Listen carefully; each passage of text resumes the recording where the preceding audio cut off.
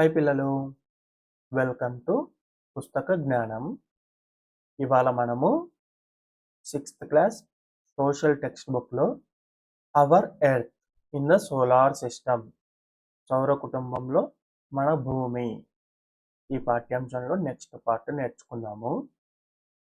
ఇంతకుముందు వీడియోస్ చూడకపోతే ఆ వీడియోస్ ఇక్కడ ఐకార్డులు ఇస్తాను, చూడండి. ఇంతకుముందు పార్ట్లో మనం ఏమేమి నేర్చుకున్నామో గుర్తున్నాయి కదా. ఒకసారి మైండ్ మ్యాప్ చూద్దామా. మనము ఖగోళ వస్తువులు అంటే ఏంటో నేర్చుకున్నాం. ఖగోళ వస్తువులు, సెలెస్టియల్ బాడీస్ అంటే ఏంటి? సెలెస్టియల్ బాడీస్ అంటే అంతరిక్షంలో ఉండే రకరకాల వస్తువులు.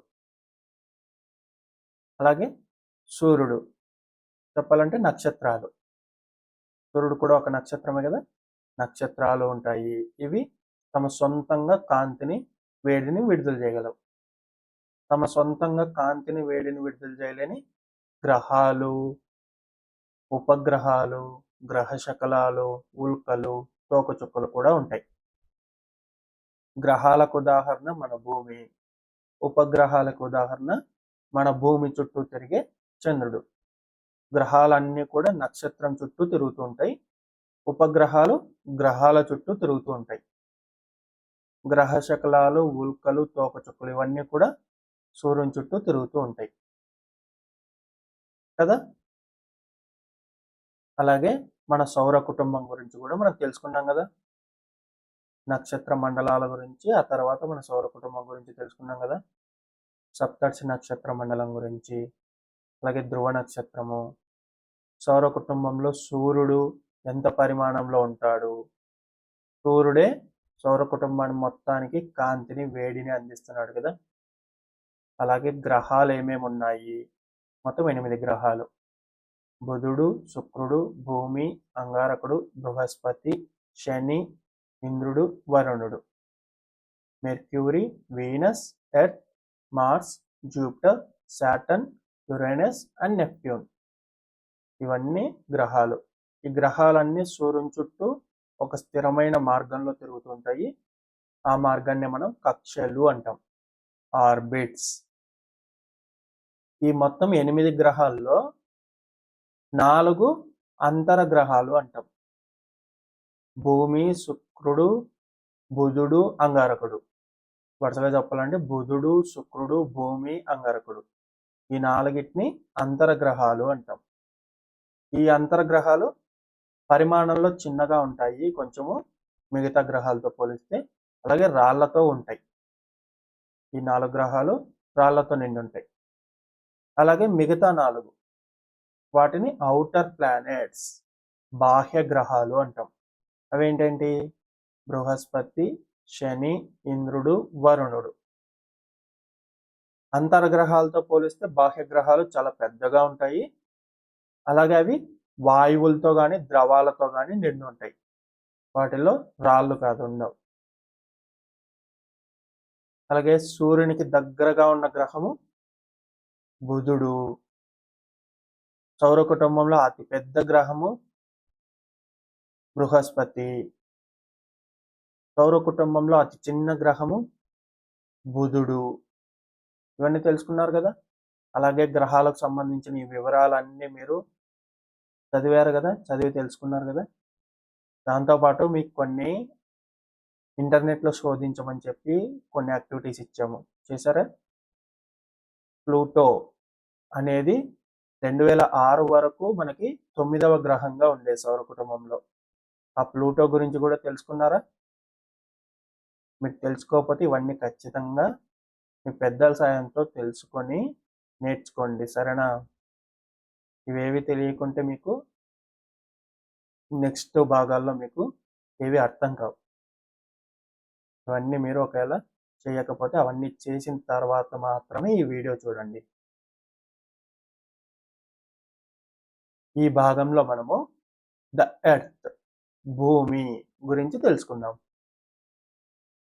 Hour home planet the Earth is the 3rd nearest planet to the Sun. మనం నివసిస్తున్న భూమి, మనం భూమి మీదే కదా ఉన్నాము. ఈ భూమి సూర్యుడి నుండి 3వ గ్రహం. కదా. మొదట బుధుడు, తర్వాత శుక్రుడు, ఆ తర్వాత భూమి. In size it is the 5th largest planet. పరిమాణం ప్రకారం చూస్తే మన భూమి 5వ పెద్ద గ్రహం. 5వ పెద్ద గ్రహం అంటే దీనికన్నా ముందు 4 పెద్ద ఉన్నాయి, దాని తర్వాత ఇదే పెద్ద గ్రహం. It is slightly flattened at the poles and bulges in the middle. That is why its shape is described as a geoid. Geoid means an earth-like shape.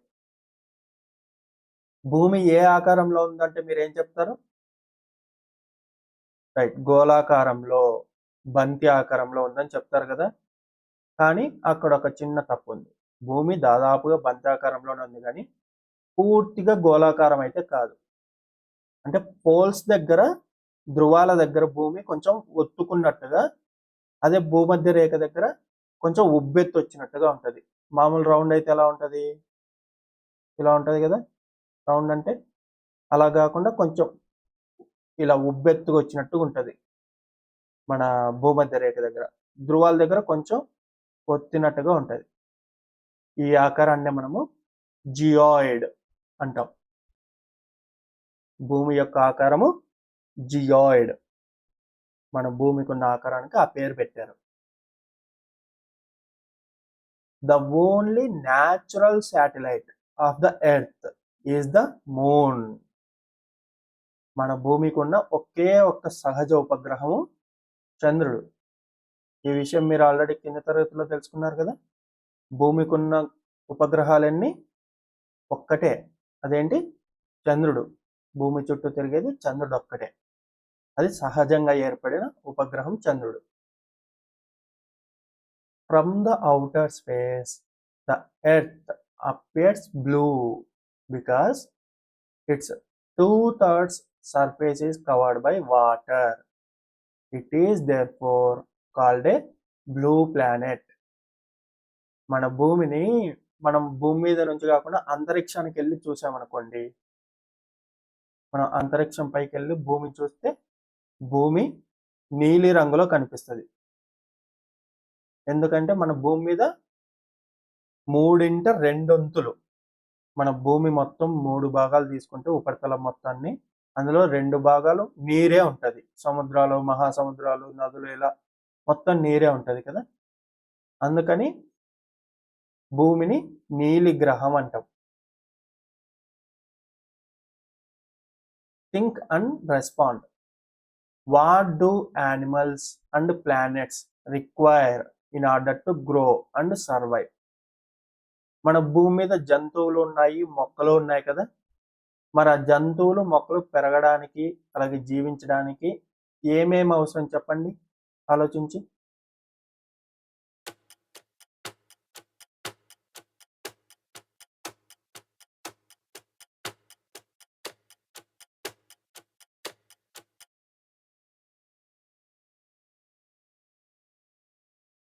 The Earth is the most suitable planet to support life.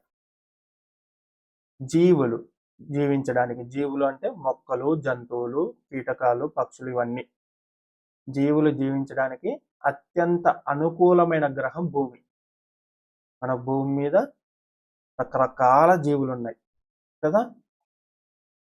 ఇవన్నీ జీవులు జీవించడానికి అనుకూలంగా ఉంది మన భూమి. సౌర కుటుంబంలో మిగతా ఏ గ్రహంలో కూడా మన భూమి మీద ఉన్నట్టుగా జీవులు ఉండవు. మన భూమి మీద ఒక్కటే జీవులు ఉన్నాయి సౌర కుటుంబంలో.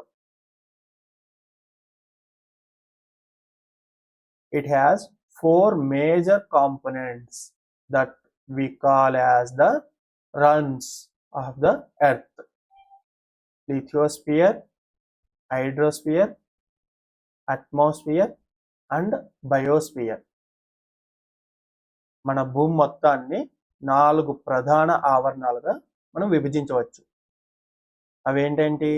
శిలావరణం, జలావరణం, వాతావరణం, జీవావరణం. ఇలాగ 4 ఆవరణలుగా మనం విభజించవచ్చు. పక్కన చిత్రంలో చూస్తున్నారు కదా, లిథోస్ఫియర్ అంటే మీకు ఏం కనిపిస్తుంది? సాలిడ్ ఎర్త్ అంటే మన రాళ్ళు, మట్టి ఇవన్నీ కలిపి లిథోస్ఫియర్ అంటాం. వీటన్నిటిని శిలావరణము. అలాగే అట్మాస్ఫియర్. అట్మాస్ఫియర్ అంటే మీకు ఏం కనిపిస్తుంది? గాలి. గాలి, ఆ గాలిలో ఉన్న రకరకాల వాయువులు, వీటన్నిటిని కలిపి మనం అట్మాస్ఫియర్ వాతావరణం అంటాం. అలాగే హైడ్రోస్ఫియర్. హైడ్రోస్ఫియర్ అంటే మీకు ఏం కనిపిస్తుంది? వాటర్ కదా. హైడ్రోస్ఫియర్ అంటే నీటి ఆవరణం. మొత్తం నదులు, సముద్రాలు, మహాసముద్రాలు, మంచు ఇవన్నీ కలిపి హైడ్రోస్ఫియర్. ఆ తర్వాత బయోస్ఫియర్. బయోస్ఫియర్ అంటే మొత్తం జీవులు, మొక్కలు, జీవులు, కీటకాలు, పక్షులు, పురుగులు, బ్యాక్టీరియా, వైరస్ ఇవన్నీ కలిపి బయోస్ఫియర్. ఇలా మొత్తం 4 ఆవరణలుగా మన భూమిని మనం చూడొచ్చు. శిలావరణము, వాతావరణము, జలావరణము, జీవావరణం.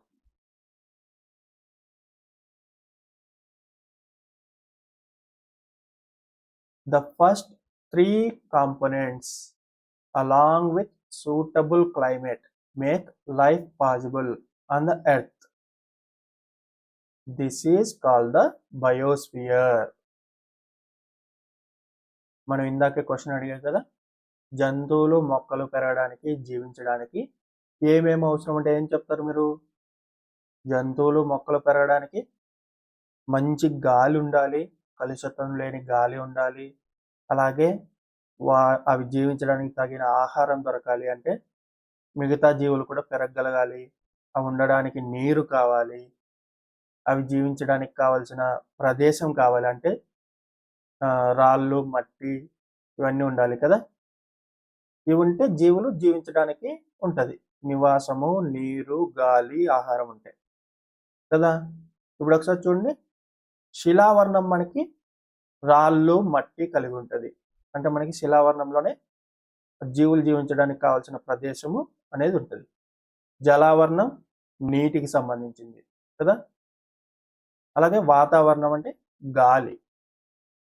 ఈ 3 ఉన్నాయి కాబట్టి భూమి మీద ఆ 3 వల్ల జీవావరణం అనేది సాధ్యమైంది.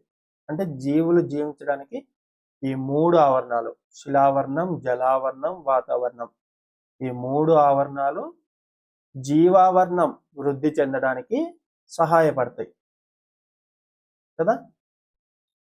Now let us have a look at the each of the spheres. Do you know light travels at the speed of about 3 lakh kilometers per second. కాంతి అంటే వెలుతురు అనేది 3 లక్షల కిలోమీటర్ల వేగంతో ప్రయాణిస్తుంది సెకనుకు.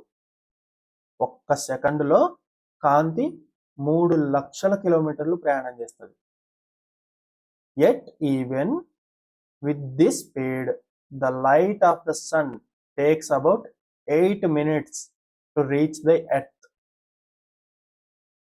ఇంత స్పీడ్తో, సెకండ్ అంటే కళ్ళు మూసి తెరిచేంత లోపు, కళ్ళు మూసి తెరిచేంత లోపు 3 లక్షల కిలోమీటర్ల దూరం కాంతి ప్రయాణం చేసి ఉంటుంది కదా. మీ దగ్గర ఒక బైక్ కానీ, మీ ఇంట్లో ఒక కారు కానీ ఉంటే అది ఎంత స్పీడ్తో ప్రయాణం చేస్తుంది మీకు తెలుసా? మహా అయితే ఒక 100 లేదా 60 ఇలా ఉంటుంది కదా. అంటే గంటకి 100 కిలోమీటర్లు అన్నంత స్పీడ్ ఉంటుంది. అది గంటకి 100 కిలోమీటర్లు ఉంటేనే ఆ స్పీడ్, అది కూడా వేగం ఎక్కువ అంటాం. అలాంటిది కాంతి సెకనుకి 3 లక్షల కిలోమీటర్లు. ఇది ఇంకా ఎంత వేగంతో ఉంటుందో మీరు ఊహించుకోవచ్చు. కాంతి కన్నా కూడా ఎక్కువ వేగం ఏది ఉండదు. కాంతి సెకనుకు 3 లక్షల కిలోమీటర్ల వేగంతో ప్రయాణిస్తుంది. అయినా సరే, అంత వేగం ఉన్నా సరే, సూర్యుడి నుంచి వచ్చే కాంతి భూమిని చేరుకోవడానికి 8 నిమిషాలు పడుతుంది. మీకు తెలుసు కదా భూమి సూర్యునికి చాలా దూరంలోనే ఉందని. మనకి చిత్రంలో చాలా దగ్గరకు కనిపిస్తుంది కానీ నిజంగా అయితే అది చాలా చాలా దూరంలో ఉంది కదా. మరి అంత దూరంలో ఉన్నప్పుడు ఎంత దూరంలో ఉంది మీకు ఇంతకుముందు భాగంలో చూశారు కదా. భూమి సూర్యుడి నుండి 15 కోట్ల కిలోమీటర్ల దూరంలో ఉంది దాదాపుగా కదా. మరి అంత దూరానికి సూర్యుని కాంతి చేరుకోవాలి అంటే ఇంత వేగంతో ప్రయాణించినా సరే దానికి 8 నిమిషాలు పడుతుంది. అంటే సూర్యుడి నుంచి మనకు కాంతి రావడానికి మొత్తం 8 నిమిషాలు పడుతుంది. ఇప్పుడు మనం ఆవరణల గురించి ఇంకోసారి చూద్దామా.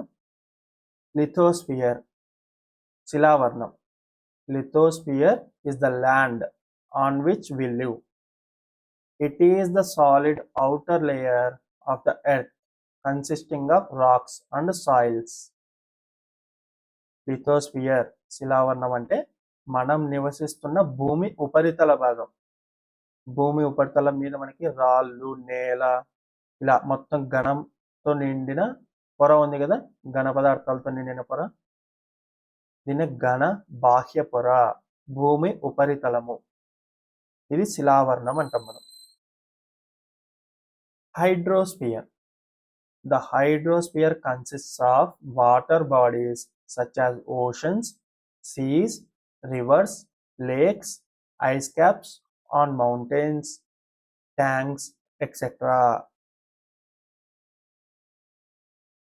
జలావరణము అంటే భూమి మీద గల జల భాగాలు, అంటే మహాసముద్రాలు, సముద్రాలు, నదులు, సరస్సులు, పర్వతాల మీద ఉన్న మంచు పొరలు, అలాగే చెరువులు, ఇలా నీటికి సంబంధించిన మొత్తం అన్ని వనరులు కలిపి మనం జలావరణము అంటాం. అట్మాస్ఫియర్ వాతావరణం. Atmosphere is the layer of air that surrounds the earth. భూమి చుట్టూ ఉన్న గాలి పొరనే మనం వాతావరణం అంటాం. భూమి మీద మొత్తం గాలి ఉంది కదా, ఇది భూమి చుట్టూ ఉంటది గాలి. ఈ గాలి పొరని వాతావరణం అంటాం. Different types of gases make up the atmosphere. మనకి గాలిలో రకరకాల వాయువులు ఉన్నాయి, తెలుసా మీకు కొన్ని? The major gases are nitrogen and oxygen. మన గాలిలో రకరకాల వాయువులు ఉన్నాయి, కానీ దాంట్లో 2 ప్రధానమైన వాయువులు అవి ఎక్కువ ఉంటాయి. 78% నత్రజని వాయువు అంటే నైట్రోజన్ వాయువు ఉంటే 21% ఆక్సిజన్ వాయువు ఉంటుంది. మొత్తం గాలి 100%. మనం ఏదైనా మొత్తము అంటే 100% అనే కదా. ఆ 100% గాలిలో 78% నత్రజని ఉంటుంది, 21% ఆక్సిజన్ ఉంటుంది. కలిపితే 9. అంటే 100%లో 99% ఈ రెండే ఉంటాయి. అంత ఎక్కువగా నత్రజని, ఆక్సిజన్ అనేవి మన గాలిలో ఉంటాయి. The other gases like carbon dioxide, hydrogen, helium, argon and ozone are present in smaller amounts. మనకి మిగతా 1% ఉంది కదా, ఈ 1%లో మనకి carbon dioxide, hydrogen, helium, argon, ozone ఇలాంటి ఇంకా రకరకాల వాయువులు అనేవి ఆ 1%లోనే తక్కువ పరిమాణంలో ఉంటాయి. బయోస్ఫియర్ జీవావరణం. All living things existing on the land, in the water and in the air together called as biosphere. భూమి మీద, నీటిలో, గాలిలో, ఇలా అన్ని చోట్ల ఉన్న రకరకాల జీవులన్నిటినీ కలిపి మనం జీవావరణం అంటాం. జీవావరణం అంటే అన్ని రకాల జీవులు, మొక్కలు, జంతువులు, బ్యాక్టీరియా, సూక్ష్మక్రిములు, పక్షులు అన్నీ.